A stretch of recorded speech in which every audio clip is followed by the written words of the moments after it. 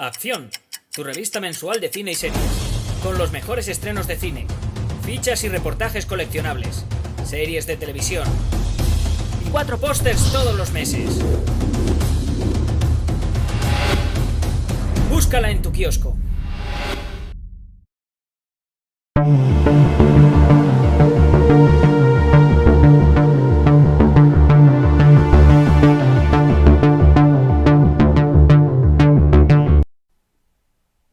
Hola, muy buenas amigos, amigas, seguidores, seguidoras del canal Atención en YouTube.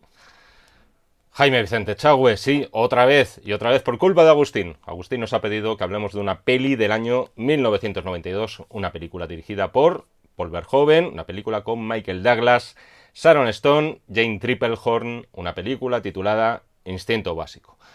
Agustín, 1.000.000 de gracias por esta petición, por todas las que me has hecho, que prometen un montón.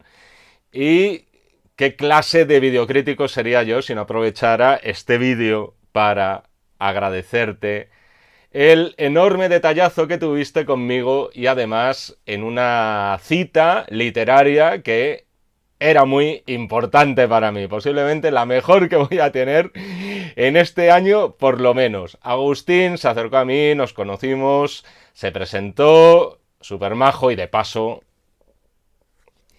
me dio este librazo sobre Aliens, el regreso. O sea, una auténtica maravilla.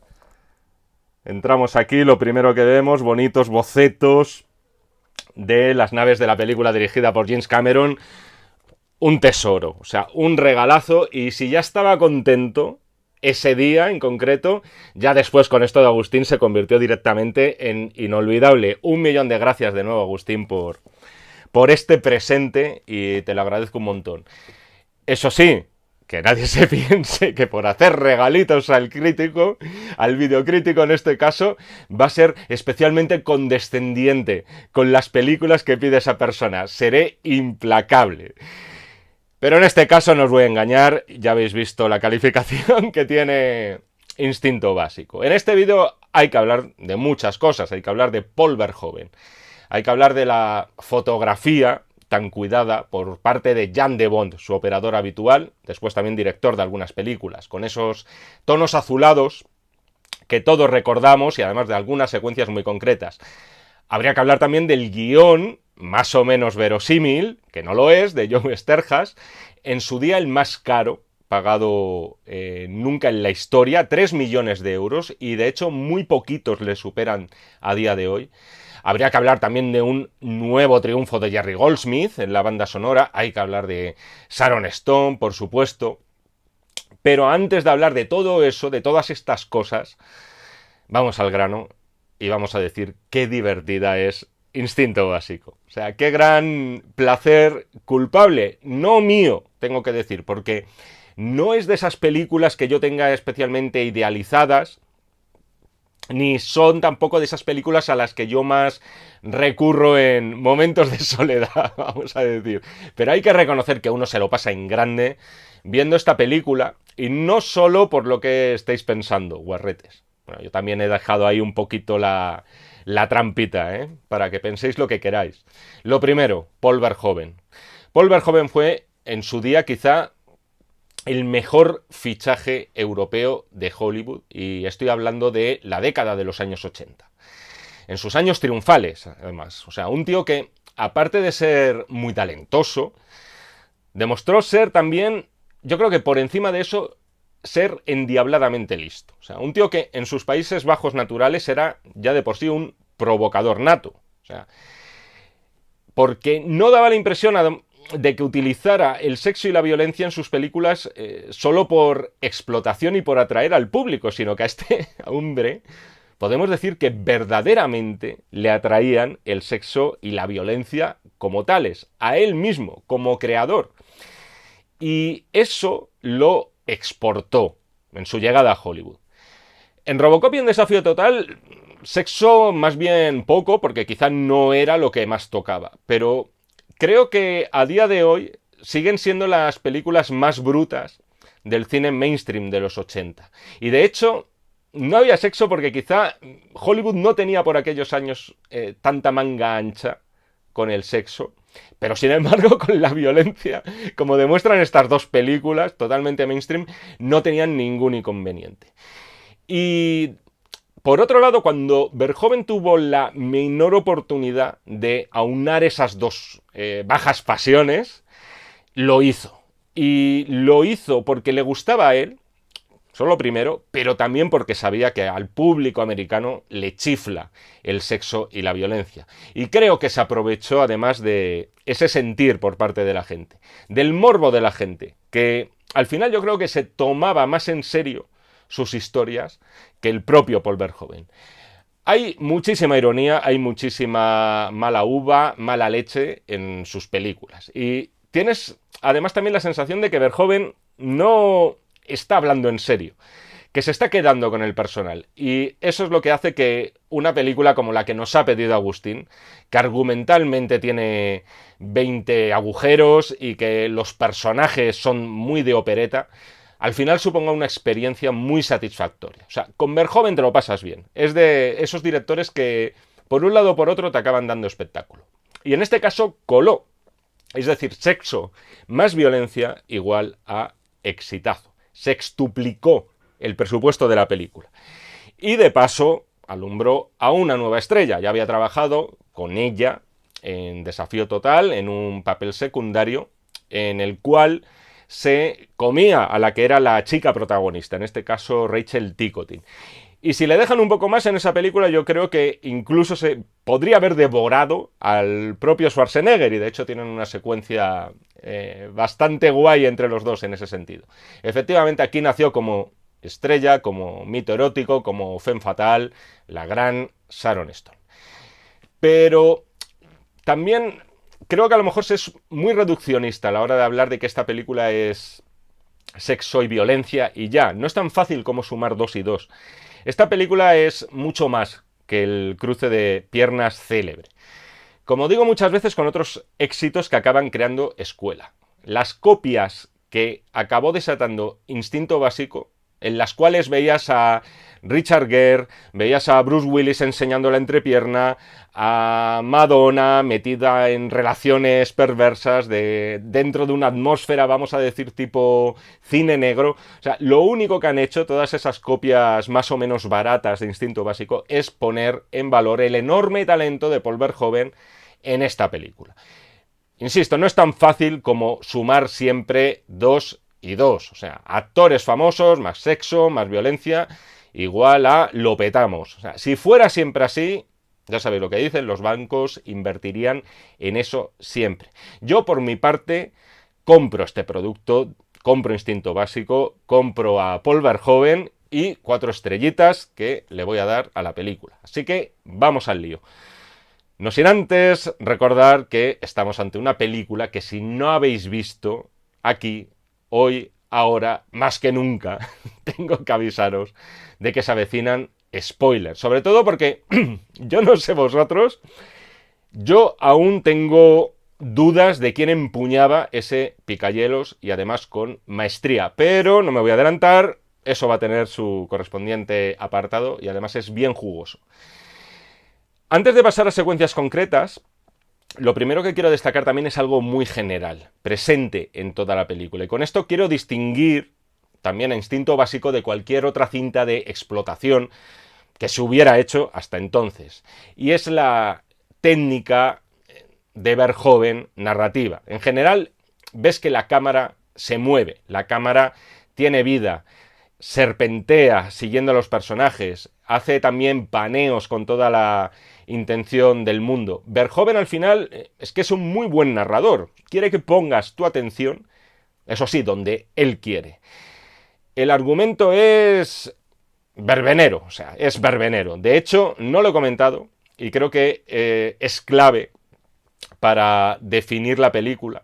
Podríamos definirla como un cruce entre el cine negro clásico, pero subido de voltaje en todos los sentidos, y por otro lado, el cine negro clásico con sus femme fatale, luego hablaremos de esto, y por otro lado, los thrillers loquísimos y esquizofrénicos rodados antes por Brian De Palma, cineasta que, por cierto, como demuestran sus peticiones, es muy del agrado de Agustín. Esos thrillers de Palma, había sexo, había violencia y además estaban muy bien representados. En algunos sentidos, con poco que envidiar en cuanto a intensidad a lo que vemos en este Instinto Básico. Primera cosa, musiquita de Jerry Goldsmith, Again. Este es el claro ejemplo de lo que siempre digo con Goldsmith. O sea, su capacidad para crear bandas sonoras que acaban mejorando la película, que la hacen crecer y que la hacen parecer mayor de lo que puede parecernos. Impresionante trabajo aquí el de Jerry en un registro que es el del cine negro y que además no le era ajeno, ya lo había bordado en una obra maestra indiscutible que es Chinatown, como vimos además en una crítica a la carta en este canal. En este caso además con un tema principal muy reconocible, con el que juguetea a lo largo de la película a modo de leitmotiv. Es una banda sonora que creo que quizá merecía estar en una película, y no me malinterpretéis, pero digamos que de mayor prestigio crítico que Instinto Básico. O sea, podría haber estado esta banda sonora en Chinatown perfectamente sin ir más lejos. Secuencias de la película que quiero destacar o momentos estelares. El inicio es una pareja en la cama haciendo cositas en plan salvaje y acto seguido el hombre, ese rockero novio, luego sabremos del personaje de Sharon Stone, es triturado por un picahielos que porta una mujer a la cual nunca vemos. Creo que no se puede ser más honesto al empezar una película así, en este Instinto Básico. Esto va de sexo y violencia, señores. O sea, este es el palo del que vamos. Aquí no se engaña a nadie, ni se trata de hacer pasar el producto por lo que no es. Insisto, maravillosamente rodado, me refiero a la película en su totalidad. La presentación de Catherine Tremel. Yo siempre he visto a este personaje, mejor es una locura, pero como una respuesta femenina a Hannibal Lecter. O sea, para mí sería un gran crossover, o sea, un Jason contra Freddy, pero en plan bien. O sea, absurdo incluso, lo pensaréis, pero cosas más raras hemos visto. O sea, serían tal cual, tal para cual, mejor dicho. La pareja perfecta. O sea, un first dates podría salir de aquí maravilloso si juntamos a Catherine con Hannibal, cada uno comentando sus respectivos gustos. Y ya si es en una cena, eso puede ser maravilloso. O sea, podrían además llenar portadas y portadas de Lola estos dos. O sea, qué gran personaje es Catherine Tremel y qué estupenda actriz de cine es Sharon Stone. Es impresionante su presentación, en la cual además Verhoeven y Sterhas ponen todo el empeño del mundo para señalarla no ya como culpable, como muy presunta culpable, sino como una auténtica dominadora de la escena, dominadora de la situación. O sea, es una personaje dominante, decidido, desde el principio parece que tiene todo el control de todo lo que sucede y de todos los personajes. Es una hipérbole, Catherine Tremel, de las femme fatale de antaño. Es la Barbara Stanwyck de los 90, en honor a perdición, o podría ser también la Mae West de los 90, la de la célebre frase de la pistolita. Que te alegras de verme. Pero, insisto, más allá de los límites conocidos. Eso sí, con mucha inteligencia en la mirada de Sharon Stone. Y eso es algo que una actriz o un actor tienen o no tienen.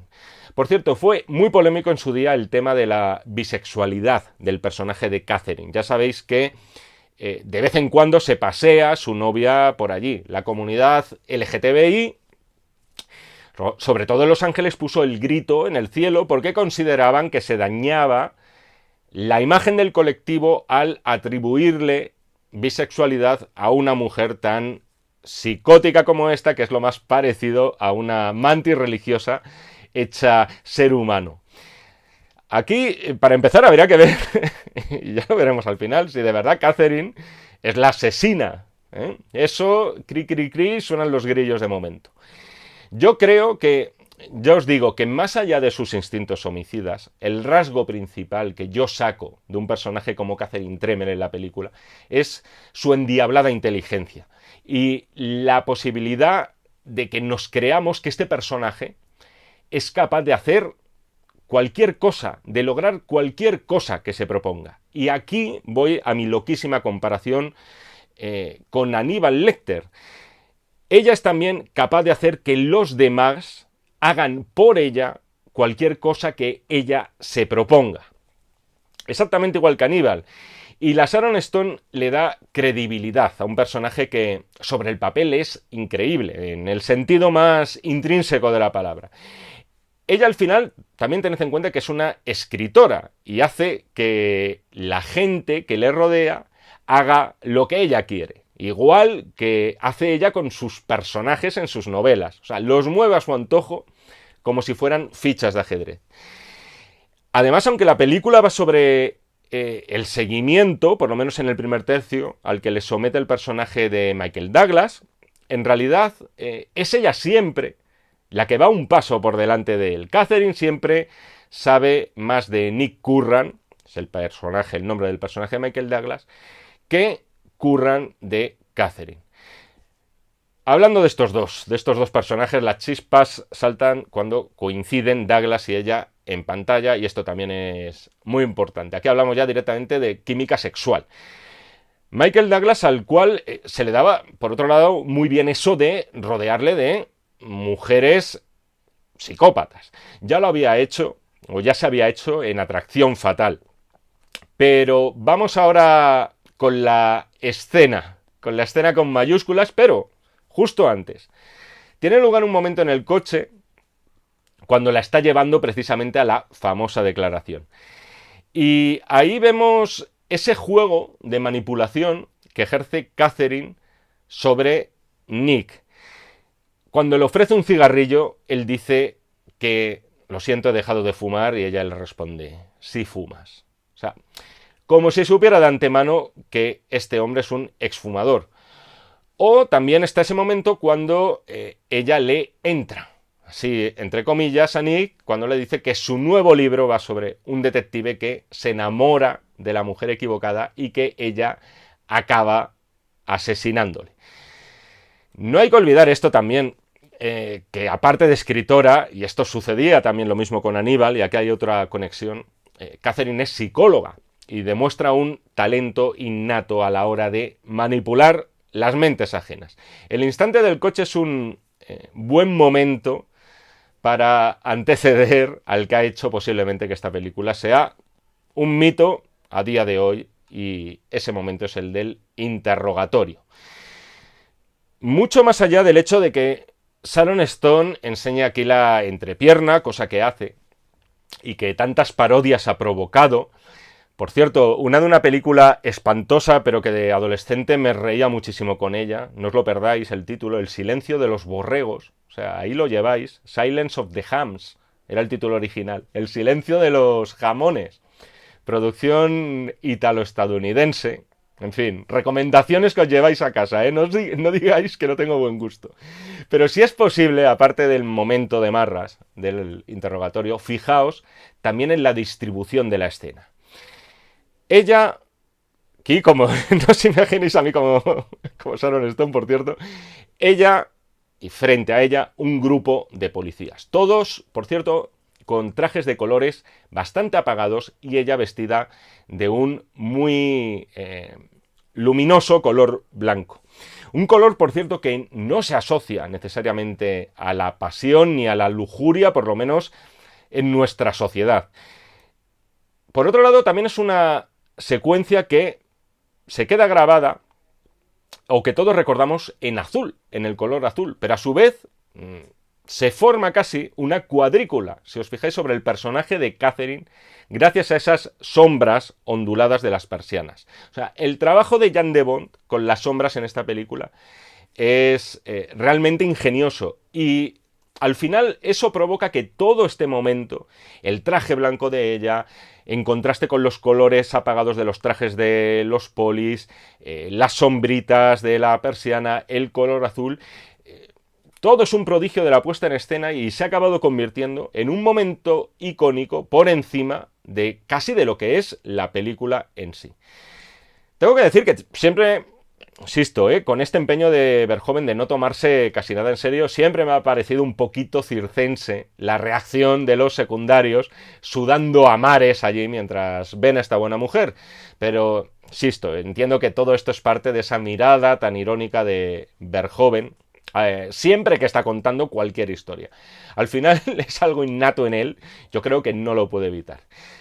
También es irónico que el propio Michael Douglas posteriormente acabe siendo interrogado en la misma sala, sentado en la misma silla y teniendo delante a los mismos policías, los cuales vamos a decir que son un poquito más agresivos e incisivos con él que con Catherine. Es cuando sospechan de él por el asesinato de ese agente de asuntos internos que le sigue la pista a Nick.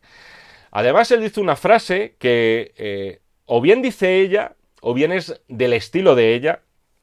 Es cuando Nick enciende un cigarrillo, le dicen que no se puede fumar y él responde algo así como: ¿qué van a hacer? ¿Detenerme, acusarme por fumar? O sea, se ha vuelto como ella, Nick, de algún modo, le ha absorbido la personalidad, ella lo ha arrastrado a su lado oscuro y ese es el gran poder que tiene Catherine Tremel. Sharon Stone, por cierto, contaba en sus memorias que dicen, yo lo he leído en algún artículo publicado en medios serios, que la engañaron, que le dijeron que no llevara puestas las bragas en esa secuencia porque el color blanco de las mismas hacía reflejo con la luz, algo chocante teniendo en cuenta que el propio vestido era blanco, pero bueno, esto es lo que decía Sharon y yo como tal os lo traslado. El guión de Sterhas es, como os dije antes, bastante tirando a verbenero. Pero está bien que sea así, o sea, es el tono de la película. Todo el rato dejando pistas antes de tiempo para que después, cuando se nos haga un descubrimiento, digamos, ah, vale, esto era por esto que me acaban de contar. Me refiero, por ejemplo, a un momento en el que la novia de Curran, Beth, la psicóloga de policía, interpretada por Jane Tripplehorn, tiene como un pequeño acceso de ira hacia Nick, cosa, por cierto, por otro lado comprensible, porque el señor Nick Curran es exalcohólico, excocainómano y en resumen no tiene un trato fácil. Es un momento en casa de él donde, por cierto, hay un planito detalle de un llavero de Bart Simpson que nos preguntamos a qué viene y que al final es una prueba más para cerrar el caso. Ella tiene este acceso de furia con él y muchos minutos después, cuando se nos cuenta en ese giro dramático, esta película es muy de giros dramáticos de la trama, la relación que Beth y Catherine tuvieron de jóvenes siendo estudiantes y una se obsesionó de la otra sin que sepamos muy bien quién de quién, entonces eso nos empuja luego a pensar, ojo, que a ver si esto no va a ser tan fácil y Beth es la legítima poseedora del picayelos. Somos así de simples en el fondo, es decir, reaccionamos por este tipo de información dosificada en el momento exacto. Por otro lado, es algo con lo que se tenía que jugar en la película. Desde el mismo inicio de la película, el empeño de Verhoeven y Sterhas es que pensemos que solo Catherine puede ser la asesina. Y la actuación y la personalidad del personaje de Catherine, vaya redundancia de Catherine, llevan a esa dirección o a que pensemos en ese sentido. No solo no se molesta en disimular, sino que además Catherine va provocando a la policía constantemente. Además, teniéndolo todo en su contra. Acordaos, sus novelas parecen anticipar cada crimen nuevo que se comete. O sea, con allegados a ella que empiezan a morir uno a uno. O sea, con sus padres, por ejemplo, que murieron en una extraña explosión cuando ella era una niña. Y luego, insisto, en resumen, o sea, es que sus novelas, lo que ella cuenta, después se materializa en asesinatos reales que tienen muy mosca a la policía. Os comentaba antes las similitudes que tiene Instinto Básico con aquel cine de los 70 y primeros años 80 de Brian De Palma, otro director, por cierto, muy sexualizado. Ya sabéis que De Palma saqueó mucho el legado de Hitchcock, así que quizá las similitudes de esta película de Verhoeven con el cine de De Palma habría que redirigirlas a Hitchcock y, por ejemplo, a vértigo. Tenemos una secuencia muy larga de seguimiento de Nick Curran a Catherine, en la que vemos que se ve, por cierto, con esa misteriosa señora mayor que después sabremos que fue condenada por asesinato. Y luego después tenemos también esos momentos tan voyerísticos de Michael Douglas viendo cómo Catherine se está desnudando en su casa. Por cierto, qué casa de Catherine, o sea, esa es la casa. Aquí unos añitos pienso retirarme en una igual, pero más cerca.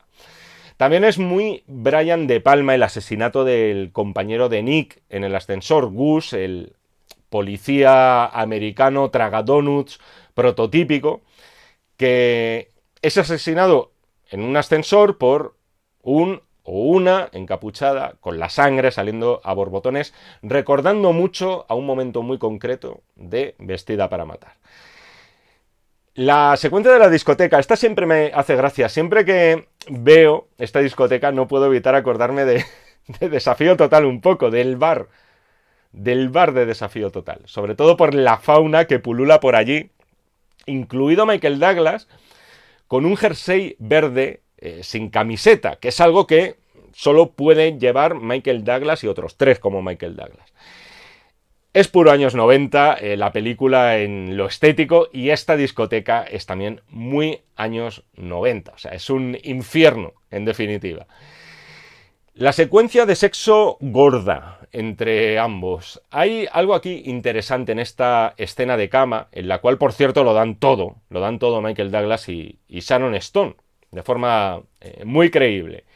Ya no es solo por el hecho de que Douglas esté atado a la cama y sometido a la protagonista. Es que ella prácticamente es la que se lo está haciendo a él y no al revés. O sea, ella tiene el dominio de la situación, incluso también en el sexo, ¿no? Y lo de los arañazos en la espalda es una genialidad, además, insertarlo justo en esa escena. Y demuestra, por otro lado, que Nick Curran no está muy bien de lo suyo tampoco. Al final es un señor, o sea, que está convencido de que la mujer, que es una asesina, según su opinión, a la que está investigando y a la que está siguiendo, a su vez la desea. O sea, y no duda en ese instante incluso casi en entregarse en sacrificio. Es decir, al final lo están haciendo con el mismo modus operandi que veíamos que se utilizaba para matar al rockero del principio de la película. Es algo muy disparatado, y por eso os decía antes lo de la verosimilitud en el guión de Joe Sterhas. Nick Curran es un tipo que, si se le analiza con cierto criterio, está totalmente desquiciado. Se juntan, o sea, un tío como él, que es con tendencias muy autodestructivas, y a su vez una tía como ella, que es una mantis religiosa, que se adueña de las voluntades ajenas, yo diría que las devora, y el resultado que tenemos, pues no puede ser otro que instinto básico. Parece que iba a acabar con esta frase, pero no.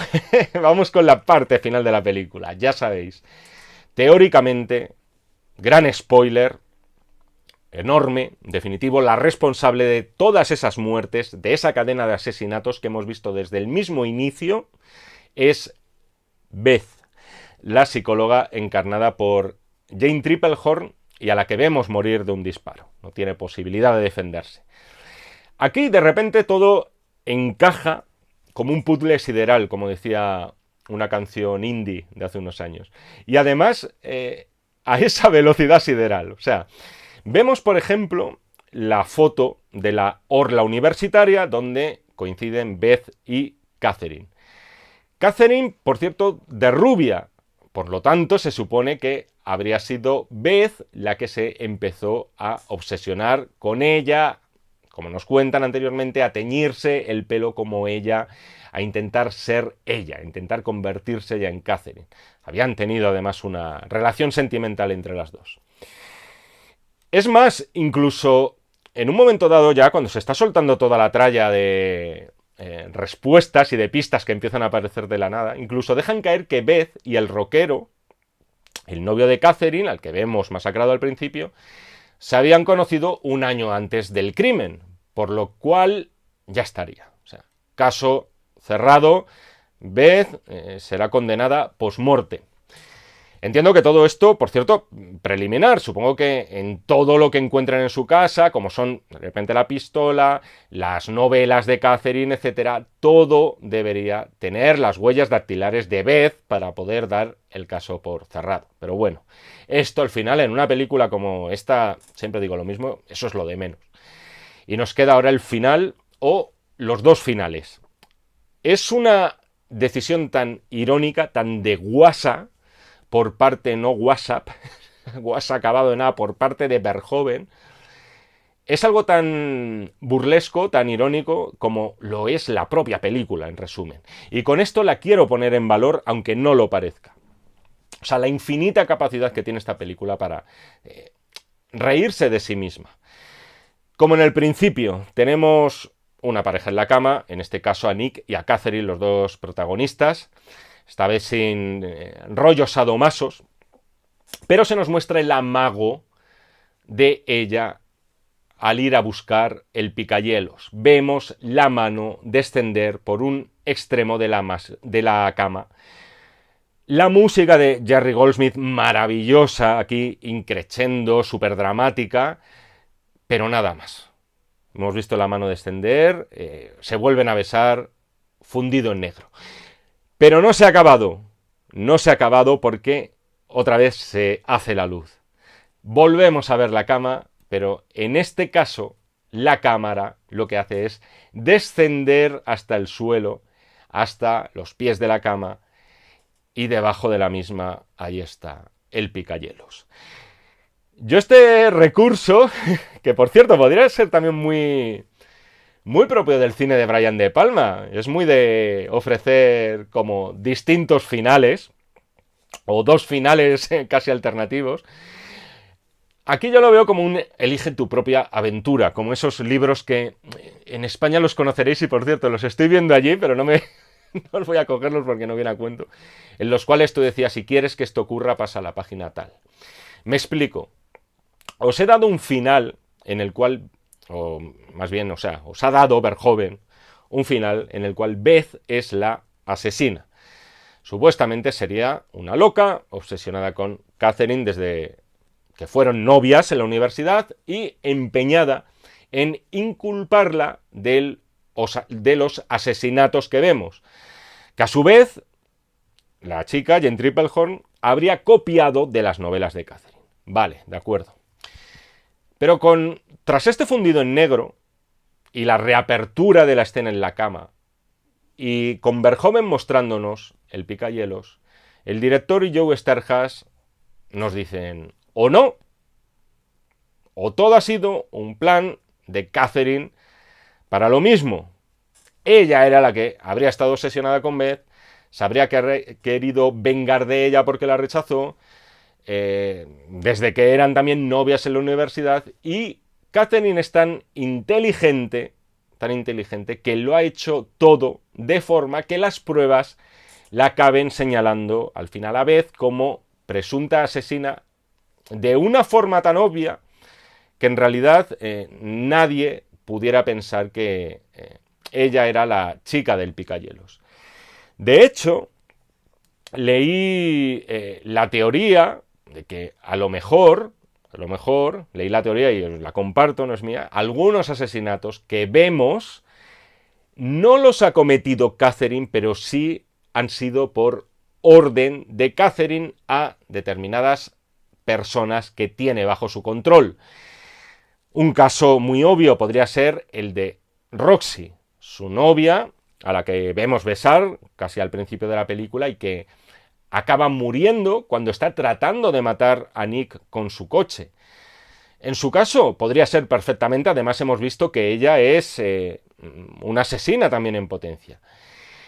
Y luego, por otro lado, no os olvidéis de esa exasesina mayor, esa mujer mayor que os he dicho antes, la cual sabemos que Catherine se entrevistó para ella con un libro y que después han seguido manteniendo amistad. También podría haberle hecho algún trabajito de los que vemos en la película.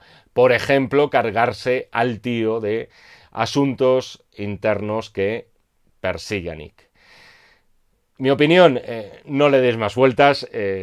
todo, todos los muertos son de Catherine. En todo caso, por favor, no dudéis en comentarme lo que pensáis sobre el final o posibles finales que tiene Instinto Básico en los comentarios. Y hasta aquí la crítica a la carta de Instinto Básico. Agustín, 1.000.000 de gracias. Como siempre os hago por las peticiones, en este caso 1.000.000 de gracias doble, lo cual nos lo convierte en 2 millones. Espero de verdad que te haya gustado y espero de verdad que te gusten las sucesivas que van a venir. A los demás, ya sabéis dónde encontrarme. Espero que os haya gustado también, por cierto, el vídeo. Pero bueno, si queréis seguir viendo este careto por aquí y sobre todo, lo importante, escuchando esta vocecilla que Dios me ha dado, solo tenéis que ver las instrucciones que hay un poquito más abajo de esta pantalla, un poquito más arriba. Muy importante, suscribiros al canal. Esto funciona así siempre en la vida. Cuantas más personas, muchísimo mejor.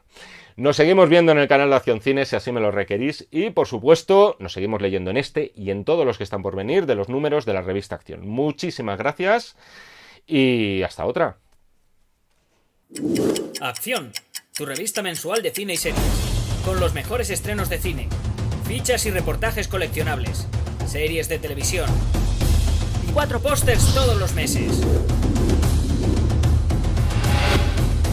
Búscala en tu kiosco.